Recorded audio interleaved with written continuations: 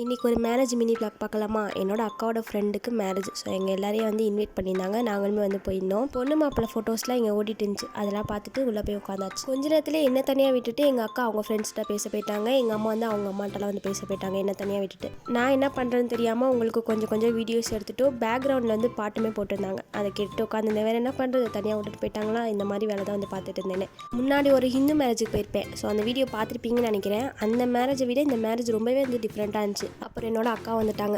அஸ்லானை பார்த்தீங்களா, ஹாயாக வேடிக்கை பார்த்துட்டு இருந்தான். அப்புறம் பொண்ணு மாப்பிள்ளைக்கு கிஃப்ட் வைக்கிறதுக்காக கிஃப்டெல்லாம் எடுத்துகிட்டு மண்டபத்துக்கு போயிட்டு கொஞ்ச நேரம் பேசிட்டு கிஃப்டெல்லாம் கொடுத்துட்டு ஒரு குரூப் ஃபோட்டோ எடுத்துகிட்டு அப்படியே நாங்கள் வந்து சாப்பிட போயிட்டோம்.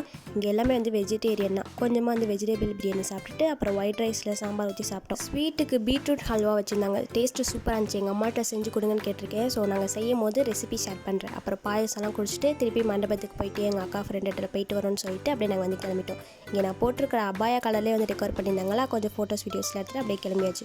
உங்களுக்கு இந்த மேரேஜ் vlog பிடிச்சிருந்துச்சுன்னா லைக் பண்ணி சப்ஸ்கிரைப் பண்ணிக்கோங்க. டாடா.